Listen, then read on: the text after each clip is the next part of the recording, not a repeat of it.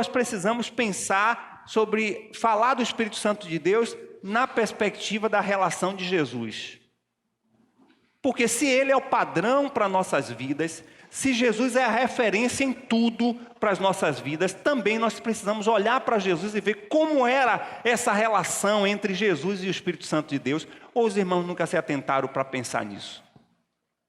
A gente já caminhou falando sobre o Espírito Santo, a forma que Ele age, que Ele é Deus, que Ele é presente conosco, que Ele é atuante. Nós já falamos dos desafios que temos de aprofundar as nossas experiências, não apenas conhecer o Espírito Santo nas Escrituras, que já é algo maravilhoso, mas também experimentar aquilo que o poder do Espírito Santo pode fazer em nossas vidas, a começar dentro de nós, transformando áreas da nossa vida, não apenas voltado para as experiências, como nós já ouvimos aqui, de Noé, de Abraão, de Moisés, que foram homens que viveram com o Espírito Santo, mas eu preciso ter também essas experiências.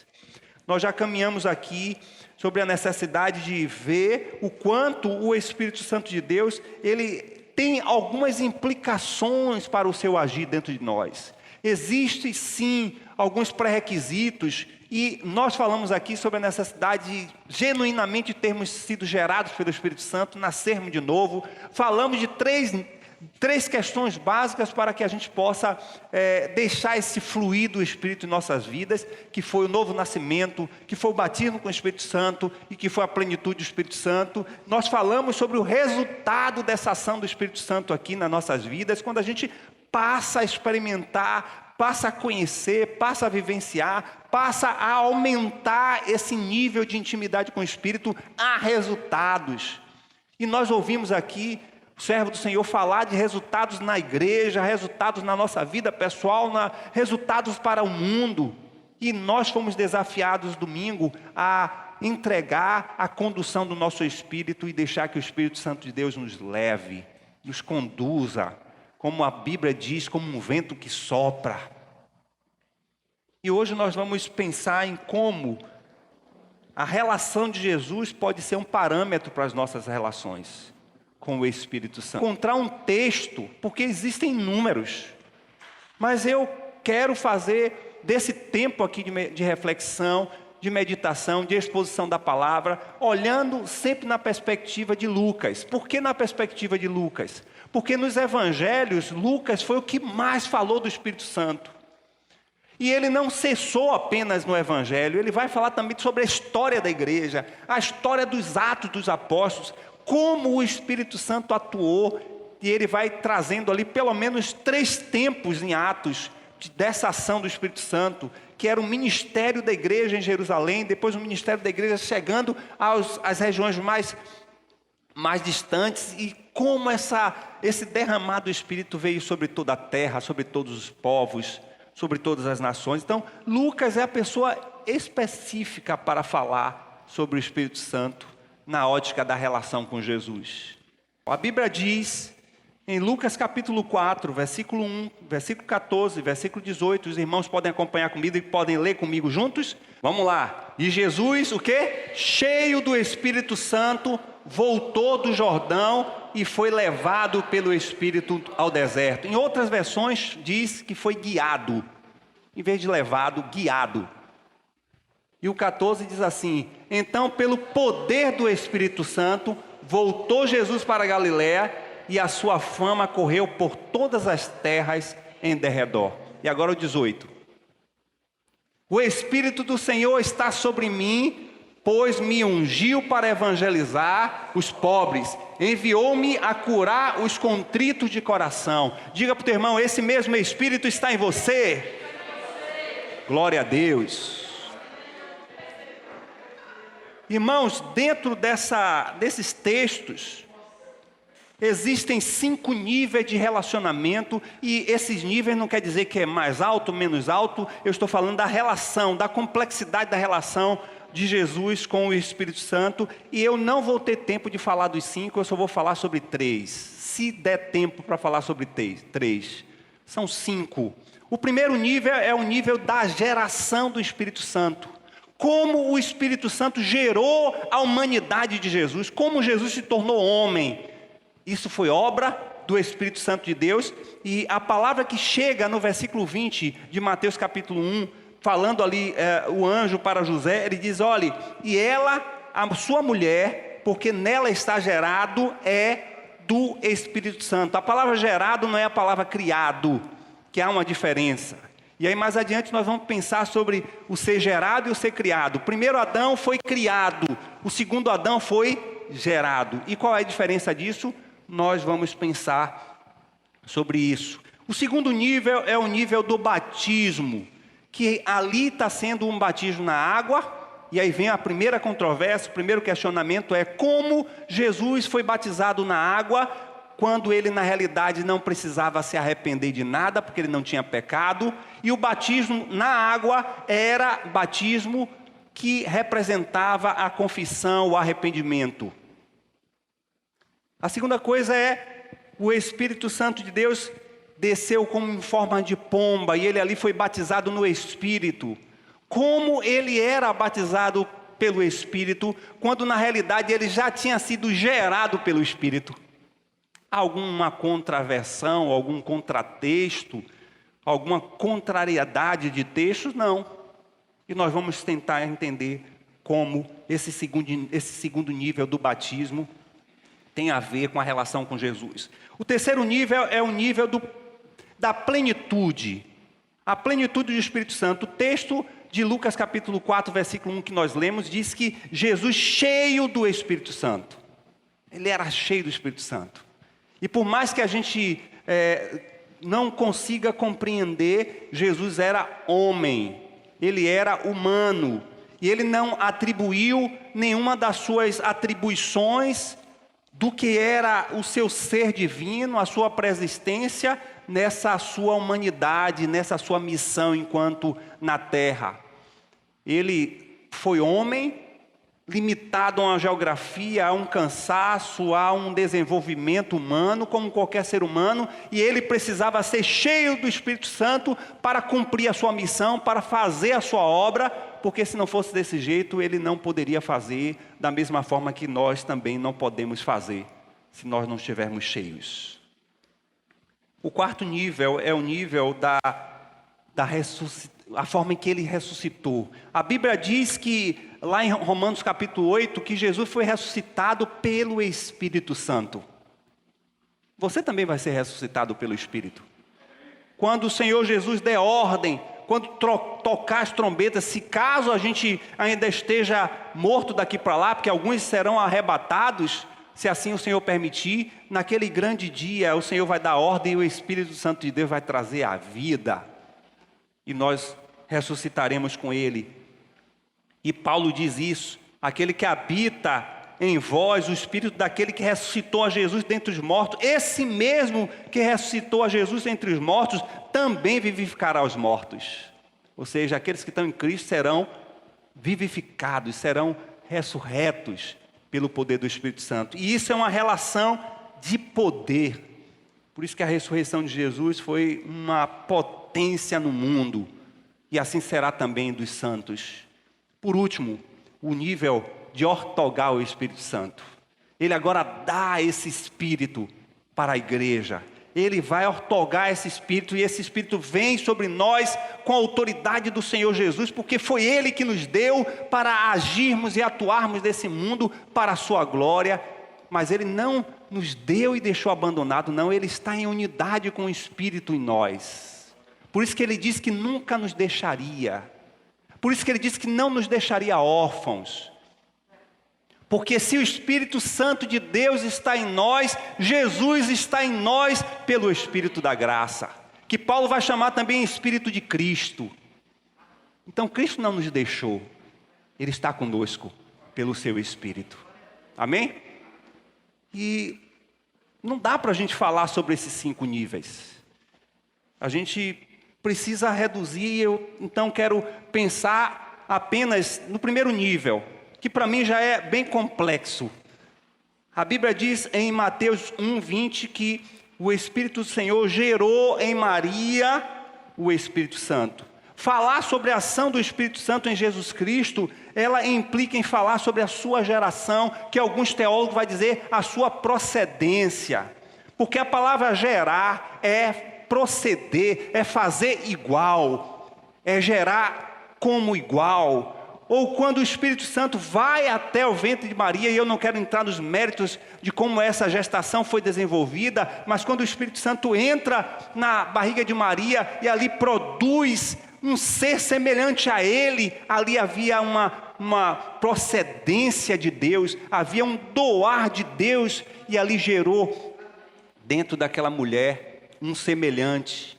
Por isso que a expressão usada para Jesus é unigênito. E a palavra unigênito significa um igual ao Pai. Quando o Espírito Santo gerou Jesus, ele gerou si mesmo em forma humana. Por isso que o texto vai dizer, o Evangelho de João, capítulo 1, versículo 1, que o Verbo se fez carne. Não me pergunte como é isso, irmãos, porque as coisas de Deus não são questionáveis, nem são dadas muitas vezes para as nossas dimensões racionais, para compreender como uma mulher pecadora, por mais que fosse pura, mas ela vinha da herança de Satanás, porque ela veio da queda do homem, e ela era filha do mal, das trevas, do pecado, e como dali saiu uma semente produtiva, uma semente santa, uma semente pura. A primeira coisa que a gente tem que pensar nessa ideia do Espírito Santo gerar Jesus é a ideia de Adão e Jesus, essa correlação.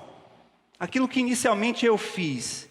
E aí quando Paulo vai falar no capítulo 15, que ele vem discursando sobre a ressurreição, ele vem falando sobre como nós seremos ressurretos, ele chega no versículo 45 e diz assim: assim está escrito, o primeiro homem, Adão, tornou-se um ser vivente. O último Adão, espírito vivificante.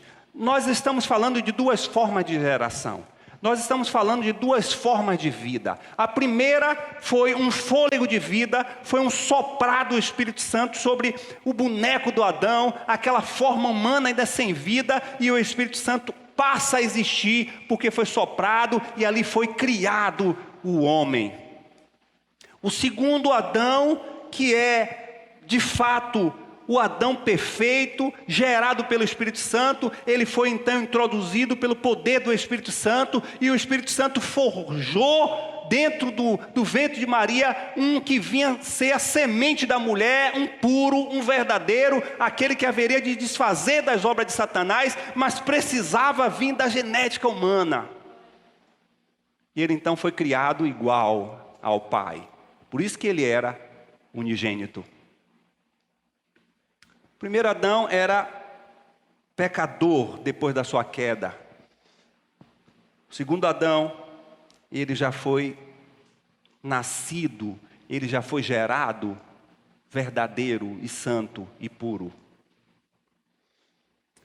Interessante que essa correlação vai chamar a atenção para uma terceira raça, que vem dessa concepção do próprio apóstolo Paulo, quando diz que o primeiro Adão, ele gerou uma geração de Adãos pecadores, o segundo Adão vai também gerar uma geração de Adãos restaurados, uma nova geração, uma nova raça, e isso se refere a mim e a você. E qual é a relação que a gente precisa fazer para compreender essa dimensão da palavra do Senhor? É que também nós fomos gerados pelo Espírito Santo, nós fomos nascidos de novo, e foi por isso que o Senhor disse para Nicodemos: Nicodemos, é preciso nascer de novo. Você foi gerado, nós ouvimos isso domingo. Nós fomos gerados pelo Espírito Santo de Deus, nós somos agora não mais a herança do primeiro Adão, mas somos agora a herança do segundo Adão, e é por isso que nós somos santos e estamos vivendo em santificação, porque nós estaremos diante do Pai, vivendo em total santidade. Nós somos uma nova raça, é por isso que nós somos de uma nova nação. O apóstolo Pedro vai dizer que é uma raça eleita, um povo santo, um povo exclusivo, é um povo diferente. É por isso que a gente não pode de maneira nenhuma se alinhar aos padrões do mundo. Nós não podemos ser absorvidos pelos valores do mundo, porque nós somos cidadãos do segundo Adão. Um povo diferente. A segunda coisa que a gente observa nesse texto ainda de geração, de como o Espírito Santo gerou nessa relação, porque foi uma relação de nascimento, de parição. O Espírito Santo estava ali parindo um semelhante a ele. Nós podemos então chamar que há, a partir de Jesus, uma mudança genética para toda a humanidade, e ele então passa a sair do estado de unigênito para ser primogênito. Ele é meu irmão. Porque Deus amou o mundo de tal maneira que deu seu Filho unigênito. Ó, a complexidade que é isso. Unigênito significa um igual ao Pai. A partir de Jesus, eu sou gerado pelo Espírito Santo semelhante a Ele.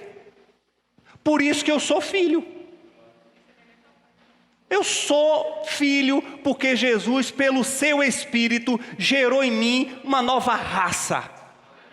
E é por isso que eu posso chegar ao trono de Deus, é por isso que eu posso chegar à presença do Senhor, ainda em um estado de processo de transformação. Por isso que o Espírito Santo está agindo, trabalhando na minha vida, porque a função do Espírito Santo é me tornar mais parecido com meu irmão. Lembra que eu falei aqui domingo passado que meu irmão era a referência? Mas a maior referência é meu irmão, Jesus de Nazaré. E o Espírito Santo está trabalhando na minha vida, gerando na minha vida semelhança. Irmãos, é um tratável, mas vai concluir. E ao concluir, esse irmão mais velho, que deixou de ser unigênito para ser primogênito, vai nos apresentar agora ao nosso pai. Vai dizer: pai, aqui, ó, sua família. E eu vou estar lá. Você vai estar, Síbio? Eu vou estar. Quando Jesus apresentar a igreja, Ele vai apresentar a família sendo resgatada. Meu irmão, estou todo arrepiado. Vai apresentar a família, aquela família original lá, porque para o Senhor Ele não precisava da glória, Ele não precisava de nada, Ele é suficiente em si mesmo, mas Ele disse que nós vamos fazer um homem semelhante de imagem. Ele é um Deus de relacionamento, é um relacionamento entre a sua triunidade, mas também um relacionamento com a sua criação, e esse projeto original foi quebrado, mas Jesus veio para refazer esse projeto, e aperfeiçoado pelo Espírito Santo, e estaremos na glória com o Senhor agora, uma família perfeita. Não seremos mais visitados todas as tardes pelo Espírito Santo de Deus, pela presença gloriosa do nosso Deus Jeová, mas estaremos permanentemente em sua presença. Por isso que é uma nova raça, é uma nova geração, é um novo povo, filhos e filhas. Não é mais unigênito, agora é primogênito. A segunda coisa que a gente também vai observar é Romanos capítulo 8, versículo 28 e 29, vai dizer que o Senhor Jesus, a partir da geração do Espírito Santo, a partir dessa relação de nascimento, Ele gera uma família diferente, que tem a ver com a conexão dessa nova raça, desse novo povo. E o texto vai dizer: sabemos que todas as coisas cooperam para o bem daqueles que amam a Deus, daqueles que são chamados segundo o seu propósito, porquanto aos quais que de antemão conheceu, também os predestinou para serem conforme a imagem de seu Filho, a fim de que ele que em Jesus seja o primogênito entre muitos irmãos. Romanos 8, 28 e 29. Jesus é o primogênito, é o primo, é o primor, é a essência perfeita. Que a palavra primogênito tem a ver com essa raiz, em dizer que Ele é o primeiro a ser perfeito, a ser criado, a ser gerado, e a partir dele serão gerados todos os outros filhos e filhas. Porque quem gosta de uma família grande é o nosso Deus. E esse conceito por muitos anos foi empregado nas famílias pentecostais, né? O Senhor disse que é para parir. E o povo tinha filhos, 9, 10, 15 filhos. Lógico que é a concepção diferente. Mas hoje nós somos filhos mediante a fé em Jesus. É a partir de Jesus, o unigênito do Pai, nós nascemos pelo Espírito Santo de Deus. Não há, irmãos, possibilidade nenhuma de relacionamento sem sermos gerados pelo Espírito. parece que é algo prático, algo que todos nós deveríamos saber, que relacionamento com o Espírito Santo significa primeiro nascer nele. E por que a gente bate tanto nisso? A gente bate muito nisso porque muitos que estão nas congregações não nasceram de novo. Assim como muitos religiosos que eram judeus foram convidados pelo Senhor Jesus, como foi Nicodemos, a sair da sua religião e agora nascer pelo Espírito. E nós somos convidados a isso. Mas há uma outra conexão, porque se a Bíblia fala de Adão, a Bíblia também pode trazer uma simbologia de Eva. E aí, mais uma vez, o apóstolo Paulo agora falando para Timóteo, no capítulo 2, versículo 13 e 14, ele vai dizer que porque primeiro foi formado Adão, depois Eva, e Adão não foi enganado, mas a mulher, sendo enganada, caiu em transgressão. Segundo esse texto, na visão do apóstolo Paulo, Adão ele não foi enganado. Quem foi enganado foi Eva. E quando Eva caiu, ela transgrediu. De igual modo, ele faz essa correlação, e os grandes autores fazem essa relação com a igreja. Eva representando a igreja, Adão representando a Jesus, Eva sendo essa mulher sendo tratada, sendo aperfeiçoada, sendo transformada, passando por um processo de transformação para que haja esse casamento. E isso tudo é um processo gerado pelo Espírito Santo. A igreja está fazendo transformações na Eva de Jesus, na Eva do segundo Adão. E nós, como Eva do Senhor, estamos sendo tratados, estamos sendo mexidos, estamos sendo transformados dia após dia pelo poder do Espírito Santo que gera em nós e forja em nós esse caráter, que forja em nós essa personalidade.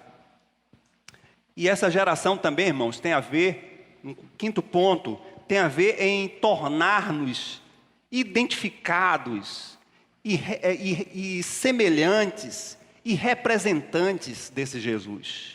A partir do momento que nós passamos por um processo de transformação, e é por isso que Jesus teve que se tornar homem, foi nessa condição de semelhante a nós, é que ele venceu a morte, ele venceu o pecado, e acima de tudo isso, ele desviou a ira de Deus, e a partir de Jesus, como homem, no seu estado de homem, ele traz para nós, pelo seu Espírito, uma semelhança.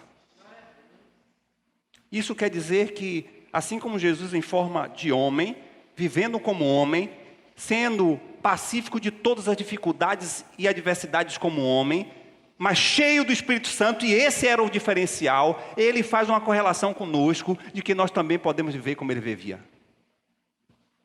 Essa é a semelhança. A forma de viver de Jesus, por ser cheio do Espírito Santo, deve ser a minha forma de viver em ser cheio do Espírito Santo.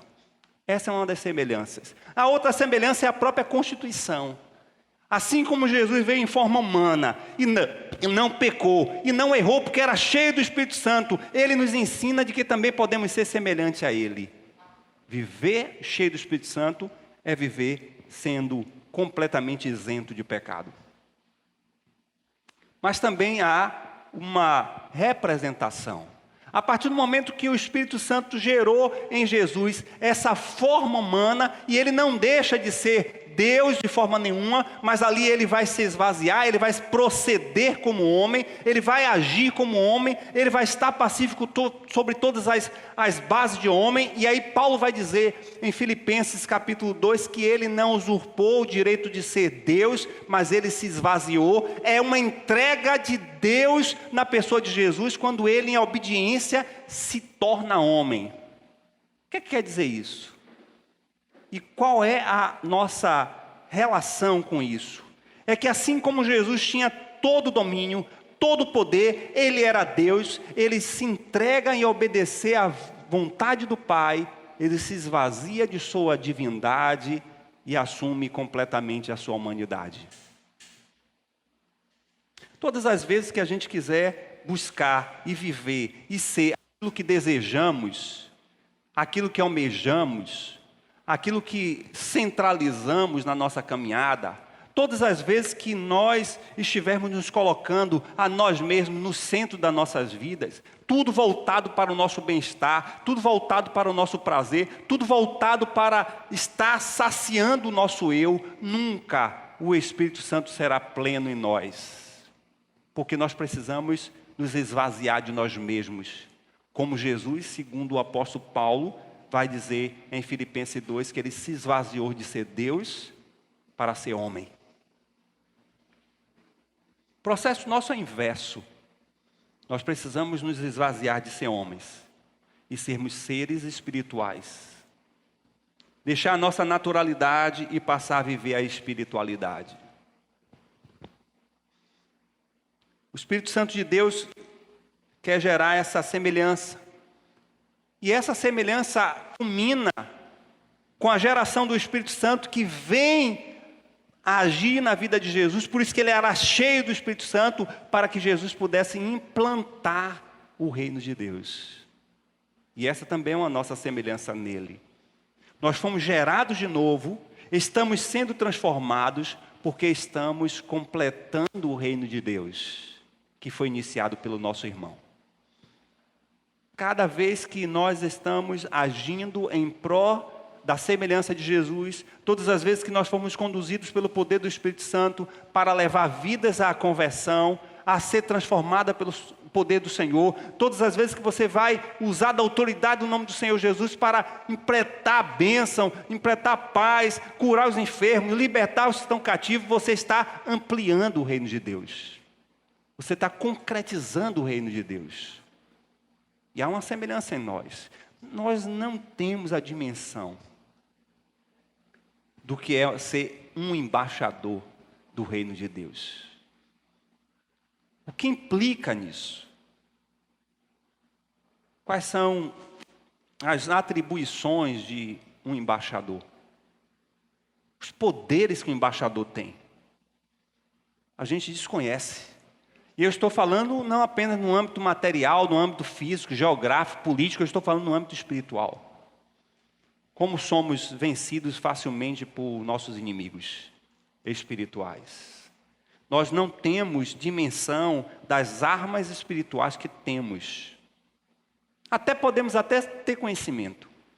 Sabemos que não apenas aquelas que são registradas lá em Efésios, mas tantas outras armas que no decorrer das Escrituras são declaradas, que nós temos, são armas espirituais, que malmente sabemos manusear.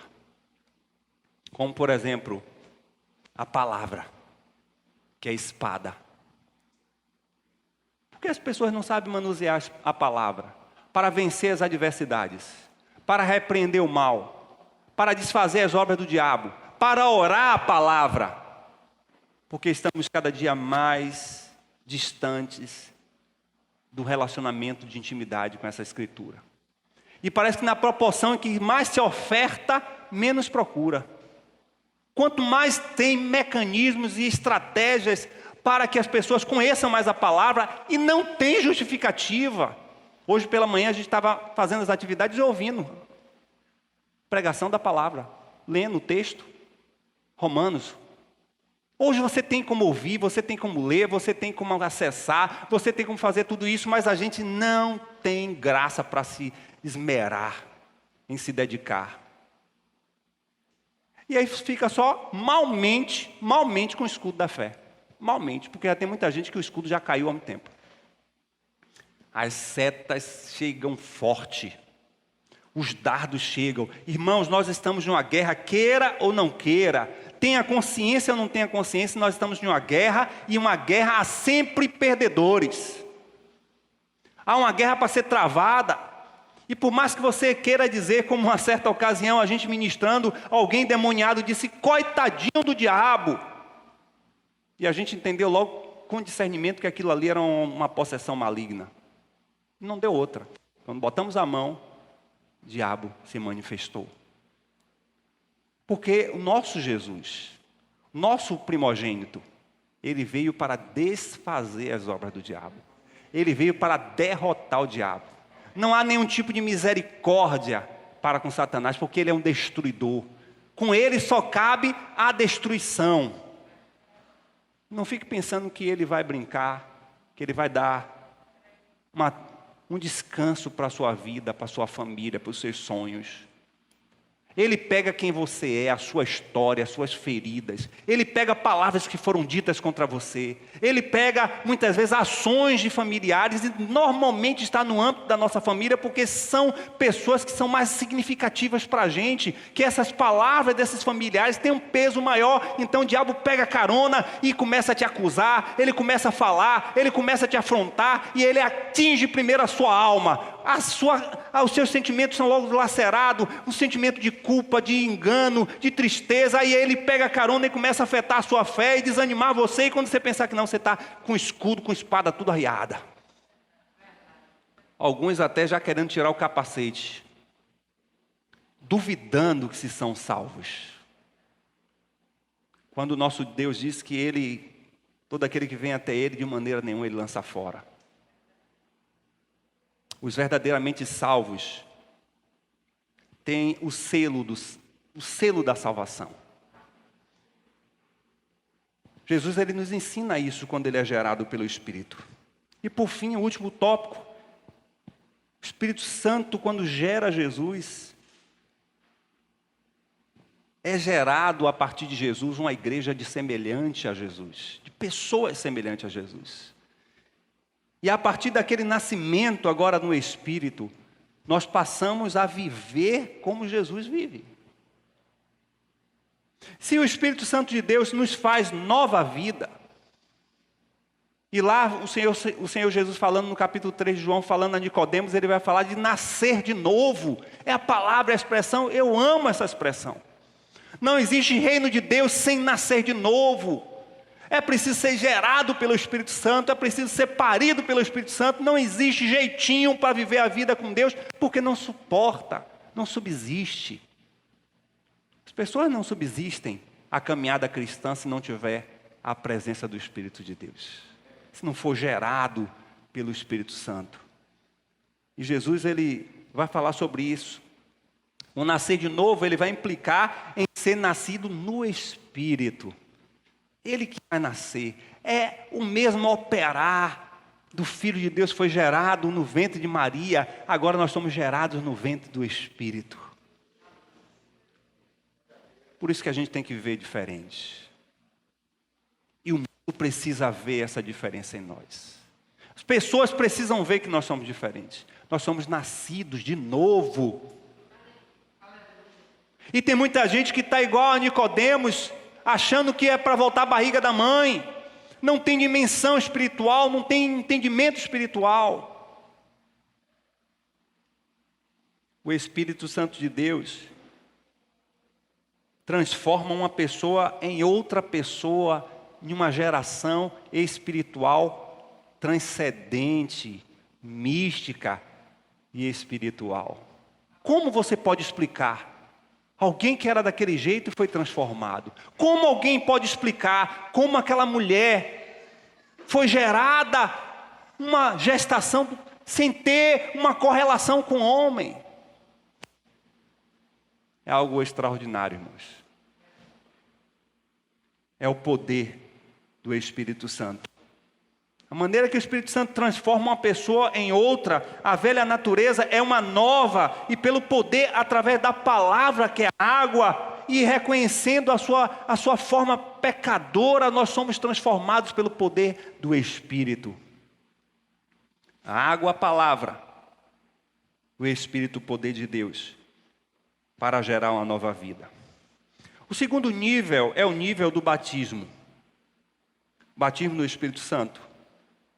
O batismo na água, e aí todos os evangelistas fazem as citações. Alguns vão fazer alguma diferenciação. Mateus vai dizer assim que Jesus foi batizado, saiu da água, naquele mesmo instante, o céu se abriu e ele viu o Espírito de Deus descendo como uma pomba e pousando sobre ele. Mateus 15, 3, 15 e 17. Marcos vai dizer no capítulo 1, versículo 10... Assim que saiu da água, Jesus viu o céu se abrindo e o Espírito descendo como pomba sobre ele. Lucas, ele vai falar no capítulo 3, Quando todo o povo estava sendo batizado, também Jesus o foi. E enquanto ele estava orando, o céu se abriu e o Espírito Santo desceu sobre ele em forma corpórea, como uma pomba.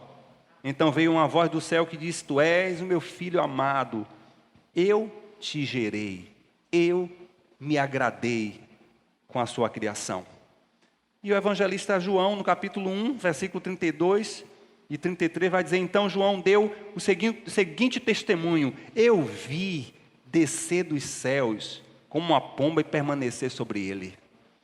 Eu não teria reconhecido se aquele que me enviou para batizar com água não me tivesse dito: Aquele sobre quem você viu o Espírito descer e permanecer, esse é o que batiza com o Espírito Santo. E eu vi e testifico que este é o Filho de Deus. Poxa, que coisa maravilhosa. Ele viu. Ele viu. Uma vez que João, ele batizava com água, João o Batista, ele batizava com água para arrependimento, conforme a Bíblia própria diz, o Senhor Jesus haveria de batizar com o Espírito Santo. E aí vem as primeiras discussões teológicas. A primeira discussão teológica é: por que Jesus precisava ser batizado com água? Qual a razão? Já que ele não tinha pecado, por que ele precisava ser batizado? E aí eu quero relacionar e só citar apenas 4 questões que respondem a essa nossa indagação, a indagação de muitas pessoas. O primeiro ponto do batismo de Jesus é a sua identificação. Quando Jesus ele é batizado com água, há uma identificação da triunidade se manifestando naquele lugar e tornando ele reconhecido como Filho de Deus. Então ele precisava. A segunda coisa que a gente pode observar é a própria confirmação da sua identidade. Quando o Espírito pousa sobre ele, e todos sabiam, profeticamente, pelo profeta Isaías, pelo profeta Zacarias, que o Espírito haveria de descer. No capítulo 11 de Isaías, ele diz que o Espírito vai vir sobre ele. E aí, quando viram o Espírito sobre a pessoa de Jesus, eles logo se sentiram ali a confirmação de que ele era o Filho de Deus. Outra coisa é que somente como homem ele precisava ser batizado com o Espírito Santo, ele precisava passar pelo batismo das águas para ser capacitado. Foi a partir do batismo das águas que ele começa seu ministério. E aí capacitado pelo Espírito Santo. Por isso que ele foi selado pelo Espírito, porque era o Espírito que haveria de agir nele. Ele curava as pessoas no poder do Espírito Santo. Ele libertava as pessoas sobre a sua autoridade, investida da unção do Espírito Santo. Ele fazia sinais e maravilhas, como vários textos vão falar, que ele, cheio do Espírito Santo, curava e libertava as pessoas, porque era o Espírito agindo na vida de Jesus. E hoje? Hoje a gente faz sinais e maravilhas no poder do Espírito Santo e no nome de Jesus. Porque estamos representando Ele. E ele também foi batizado para ser exemplo. Exemplo para todos nós. De que precisamos do batismo nas águas e o batismo do poder do Espírito Santo. E esse batismo no Espírito Santo forma um novo tempo na vida de Jesus. É o tempo agora de ele trazer à existência o reino de Deus.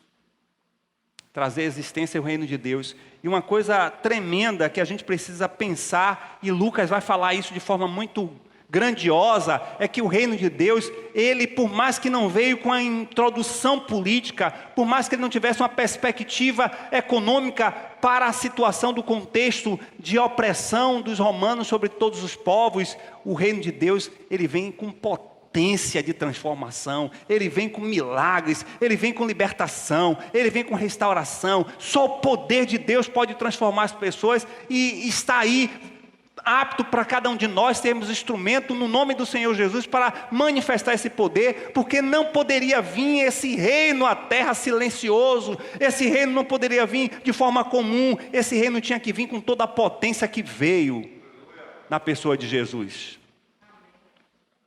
É por isso que a gente sempre questiona se sua vida com Deus está uma vida paralisada, uma vida comum. Questione, porque o reino de Deus é um reino de potência. É um reino de sinais, é um reino de manifestação. Lógico que a gente tem visto um extremo, as pessoas viverem por isso. Se não tiver essas coisas, também não existe o reino de Deus, ou questiona o reino de Deus. Se o pregador não estiver gritando, se o pregador não estiver pulando, também o reino de Deus não está ali. Não, irmãos, não estou dizendo isso. Nós não precisamos ir para os extremos. Não precisamos achar que as coisas também ficaram nos apóstolos, que os milagres foram nos apóstolos, que agora não é mais para viver isso. Não, também não é isso. Nós precisamos ter moderação. E uma das coisas que eu aprendo com relação à potência do reino de Deus na terra, é que o poder de Deus, por mais que seja uma potência para transformar, para libertar, para curar, para fazer milagres, irmãos, o homem não será engrandecido. Sempre a manifestação do poder de Deus será para o nome do Senhor ser glorificado, porque o Espírito Santo glorifica o Filho. Cuidado quando você vê, ou quando você assiste, ou quando você participa a convite de alguém a uma festividade, uma celebração, um culto onde o homem é valorizado. Há uma grande probabilidade de ali ter carnalidade.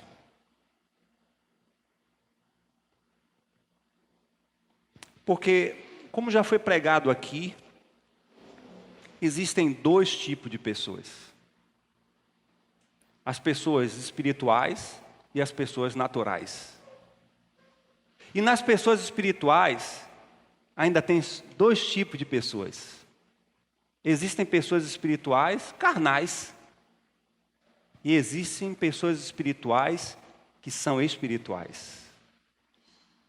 Você pode estar em um culto onde as pessoas ali são espirituais, porque nasceram em Deus, mas você vê a ênfase, a valorização, o reconhecimento,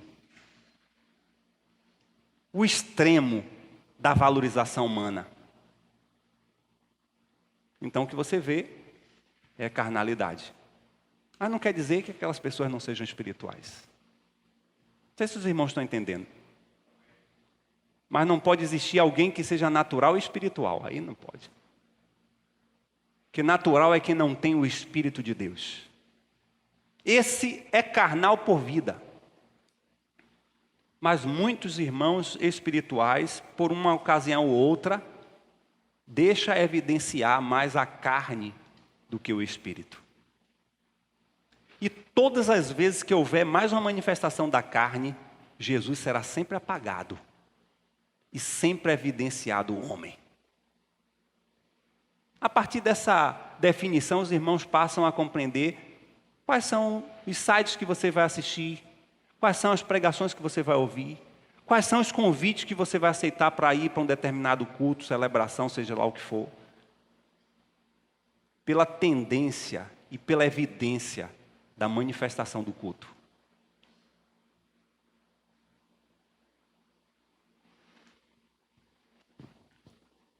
Eu não quero falar sobre plenitude. Eu quero ficar apenas aqui. Quem sabe em outro momento a gente fale sobre os outros pontos. Eu já estou pregando há mais de 1 hora, irmãos. E eu estou me disciplinando para acabar agora o culto no horário. E o culpado muitas vezes sou eu. Porque eu quero passar muita coisa. E eu só tenho um domingo para fazer isso. Porque muitos irmãos não estão aqui na sexta-feira para estar na escola bíblica, que tem sido riquíssima. Sabemos aí que há uma exceção de alguns irmãos que estão trabalhando, que estão com as suas atividades. Não estou falando aqui para exortar ninguém não, porque eu já abri mão disso, irmãos. Eu já abri mão disso. Eu só estou falando porque tem alguns irmãos que eu sei que queria estar, mas está trabalhando. está impedido. E outros que têm toda a possibilidade não está. A gente não está nem conseguindo acabar a escola dominical 9h30 porque a discussão está tão gostosa. Porque falar de Jesus é maravilhoso. E eu ouvi o Senhor falar de maneira múltipla na vida e no testemunho de vários irmãos, a gente só se enriquece. Porque o único mestre é o Espírito Santo. Ele que haveria de lembrar e ensinar todas as coisas. O restante é troca.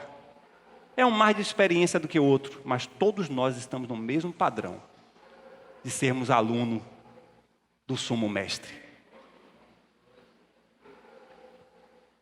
E aí a gente quer passar. Que a necessidade que temos é falar e viver o Senhor Jesus, porque Ele já está voltando. Nada do que o Senhor fez, nada do que Ele operou, foi fora da sua relação com o Espírito Santo. Quando a gente fala de plenitude do Espírito Santo na vida de Jesus, a gente fala de coisas básicas, como intimidade, relacionamento, contato, diálogo. Faça uma pesquisa em Lucas, você vai ver que todos os momentos específicos da vida de Jesus, e principalmente aqueles momentos mais significativos, ele antes de tomar uma decisão, ele sai para um lugar de intimidade e vai bater um papo com o Pai. Pai, quem é que eu vou escolher? Quem é que vai ser aqueles que eu vou forjar o seu caráter? E ali orando, o Espírito Santo diz, separe fulano. Passe pela coletoria e chame Mateus. Vá ali no mar da Galileia e chame Pedro. Diga, você não vai ser mais pescador. Você vai ser agora pescador de homem. Ele foi pleno do Espírito Santo de Deus.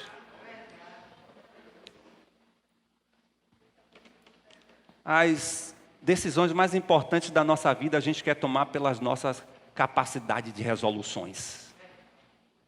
Hoje, inclusive, está em moda, não é? A capacidade de mediação, coaching, a capacidade de domínio e controle emocional, para você ter serenidade para tomar suas decisões. Isso tem a ver com o mundo. As nossas decisões, sejam elas mais complexas, quanto as mais simples, deveria ser regada por uma vida plena do Espírito. Se você vai comprar, se você vai vender, se você vai para lá, se você vem para cá, com quem você vai falar, com quem você vai se relacionar, deveria ser reflexo do Espírito Santo de Deus te guiar.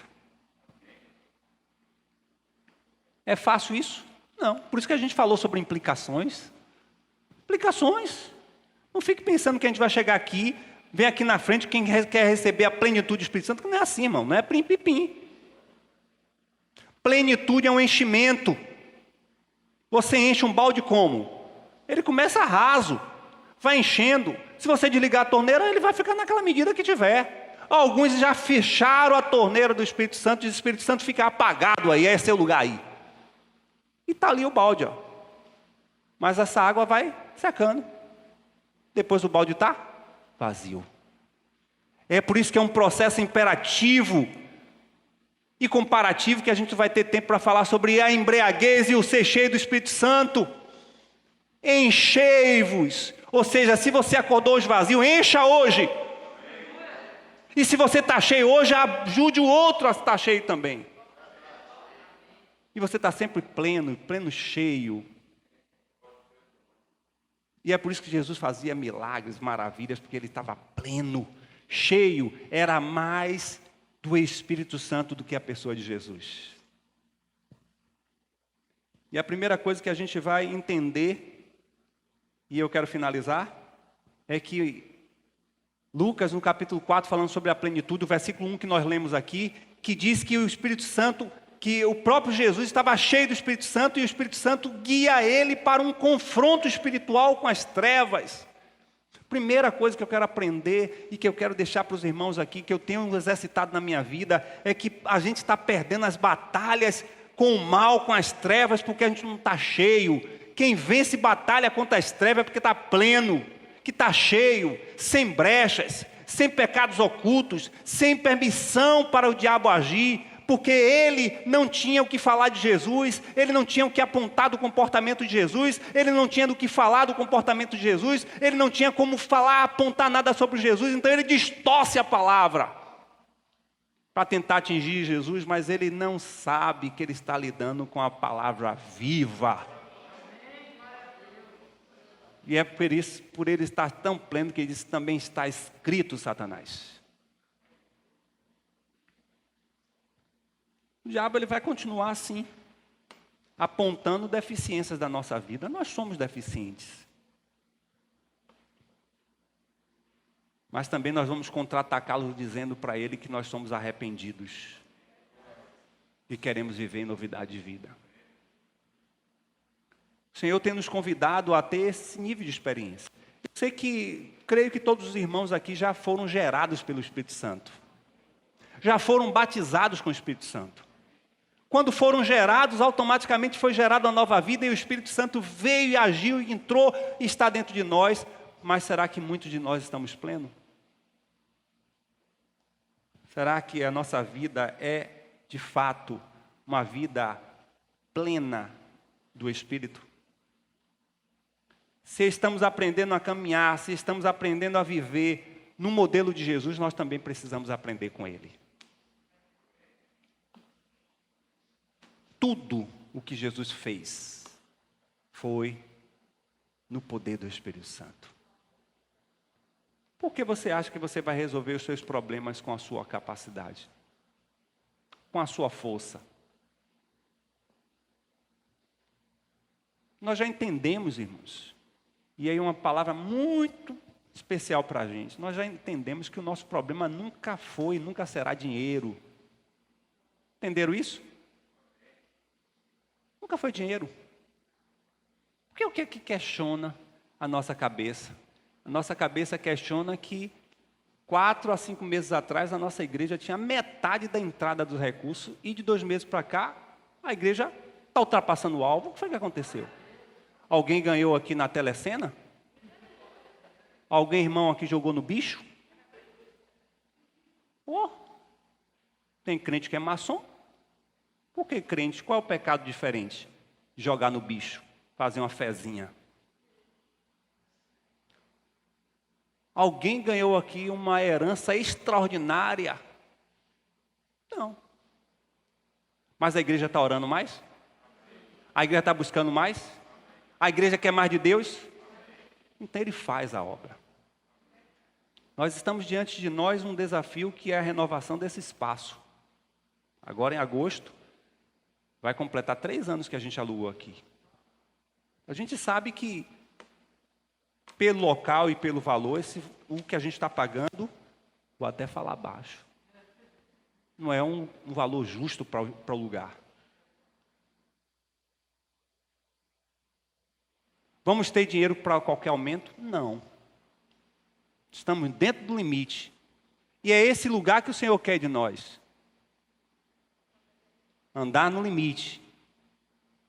No limite para investir, para sonhar, mas dependendo dEle. Sei que muitos irmãos aqui têm feito o desafio de fé. E como resultado disso também está vivendo experiências de fé. E precisamos viver mais e mais esses desafios. Eu creio que alguns aqui já chegaram a um nível de nunca ter ofertado tanto quanto tem ofertado. Eu creio nisso. Mas não faça conta não, irmãos. Não faça conta não, porque é um perigo. É um perigo do Deus do dinheiro voltar e dizer assim: está vendo? Você está dando muito. E ele volta a ter o controle. Não, oferte. Né, Rita? Oferte. Dê. Desafie a sua fé. Faça voto com o Senhor. Ele diz isso. Provai de mim. Não sou eu que estou falando nada, não. Provai de mim e veja se eu não abro as janelas dos céus. Nosso problema não é dinheiro, não é espaço. Nosso problema é uma igreja que queira ser espiritual. que viva além dessas 4 paredes a vida com Deus, intimidade, relacionamento, que de fato faça jus a ser gerado por esse Espírito e desse esse Espírito continuar trabalhando na sua vida, trazendo nova vida, para que a gente possa experimentar. Irmãos, a gente não está experimentando ainda nada do que o nosso Deus é capaz de fazer dentro de nós, transformar a nossa vida, a nossa família, trazer existência aos nossos sonhos.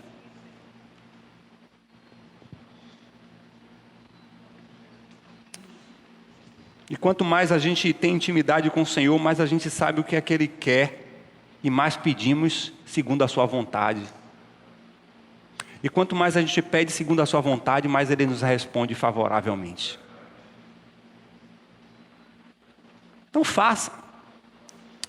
Você que não faz jejum de forma comum, começa a fazer agora. Quero fazer mesmo.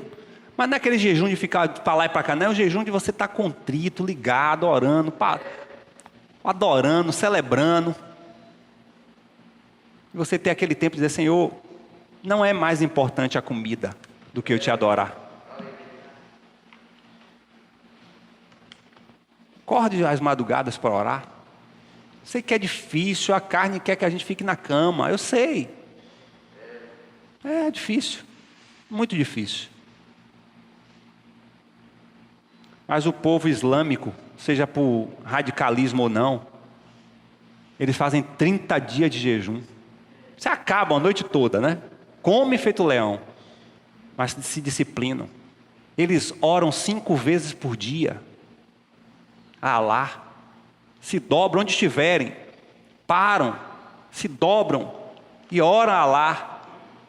Que dificuldade a gente tem até para agradecer pelo pão de cada dia.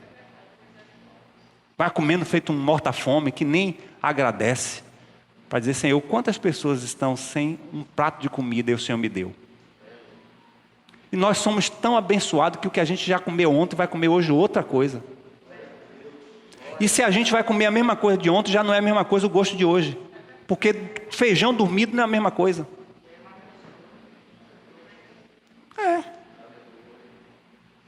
Um feijão dormido com ovo, irmãos. Oh, que coisa boa. Deus nos faz novo todos os dias. Ô Senhor,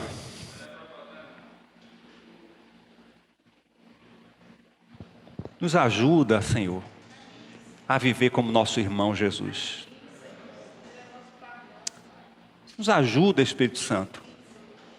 Você que está agindo em nós, como é difícil a gente frear a nossa língua. Como é difícil a gente pensar coisa ruim. Como é difícil a gente viver sobre culpa. Como é difícil muitas vezes, Senhor Deus, a gente se sentir tão enfraquecido que a gente não tem ânimo de vir à Tua casa, a ler a Tua palavra. Como nós somos afetados pelos agentes humanos, mundanos, pelos inimigos da nossa alma. Senhor, a jornada é difícil, mas nós queremos aprender a dar um passo após o outro como o Senhor nos ensinou. Quando esteve nessa terra, o Senhor nos deu exemplo. E queremos ser seguidores de nosso irmão primogênito. Queremos viver sendo, ó Pai querido, pleno do Teu Espírito. Todas as coisas que envolvem a nossa vida é do Teu interesse. Não há uma área das nossas vidas que o Senhor não se interesse e queira deixar ao nosso bel prazer. Como a teologia do deísmo diz, que Deus criou e deixou a criação se desenvolver como quer. Não, o Senhor interage, o Senhor se preocupa, tão que se preocupou que o Senhor se tornou homem, para ser semelhante a nós, para nos ensinar que é possível ser pleno. Senhor, leva-nos como igreja, seja os nossos irmãos que estão aqui, os que estão em casa, aqueles que ainda vão ouvir essa mensagem, nos leva, Senhor Deus, a viver essa dimensão de sermos plenos do Teu Espírito, de maneira que aquilo que envolve a nossa alma, o nosso ser, aquilo que envolve, Senhor Deus, as nossas atividades, Senhor, aquilo que envolve os nossos recursos, tudo de fato que temos, Senhor, tudo que de fato que somos, Pai, nos ensina a apresentar diante do Senhor, a querer que o teu reino venha sobre nós, como o Senhor assim orou. Venha o teu reino, seja feita a tua vontade. Que venha plenamente o teu reino sobre nossas vidas.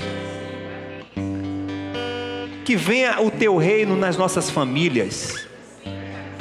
Que venha o teu reino através de nós em nossos trabalhos, escolas, faculdades, vizinhos, familiares. Que hoje, Senhor, em que alguns estarão em família e com famílias extensivas que ainda não são cristãs, que venha o teu reino através de mim. Que o mundo seja atingido pelo teu reino em mim. E verão que eu sou pleno do Senhor. E verão que eu sou filho e filha do Deus Altíssimo. Faz isso, Senhor. Nos tira dessa paralisia, dessa água parada, Senhor, dessa torneira que fechamos. Pai, queremos transbordar. Porque o encher do Espírito é para ser transbordado. Queremos que transborde para todos os lados, como um recipiente que vai transbordando do poder do Teu Espírito, e vai amolhando todo o espaço, vai atingindo todo o lado, que as nossas vidas sejam assim. Para que venha plenamente o Teu reino na Tua vinda. Que concretize o Teu reino na vinda do Messias, onde o Senhor virá como Rei dos Reis. Que essa ação de vivermos pleno do Senhor seja para acelerarmos, humanamente falando, acelerarmos a Tua volta, Senhor. Porque precisamos reunir as ovelhas que não estão dentro do Teu pasto. Nos leva a alcançar essas vidas. E nos leva como igreja local a viver uma vida plena. É por isso que o Senhor Jesus, Ele conhecia as pessoas. Ele conhecia antes das pessoas falar, porque a Bíblia diz, em Isaías capítulo 11, que o Espírito do Senhor estará sobre ele, Espírito de entendimento, de inteligência, de conhecimento, de discernimento. Ali estava o resumo de todos os dons, Senhor. E o Senhor tinha dom de discernimento, o Senhor tinha dom de sabedoria, o Senhor tinha poder de milagres, dons de curar. Estava sobre o Senhor todo o poder do Espírito. E esse mesmo Espírito está sobre nós, foi dispensado sobre nós, nos tira da paralisia dessa vida normal cristã. Pai, não é suficiente estar aqui só aos domingos, não é suficiente estar conectados, precisamos viver mais pleno. E viver pleno do Senhor é viver menos para a gente. Viver pleno para o Senhor é matar cada dia mais os nossos apetites e concupiscências. Nos ajuda, Senhor. Nós estamos orando nessa manhã, pedindo ao Senhor que o Senhor venha com plenitude sobre nós. E que a gente possa viver experiências maravilhosas. E que Teu nome seja glorificado. Em nome do Senhor Jesus.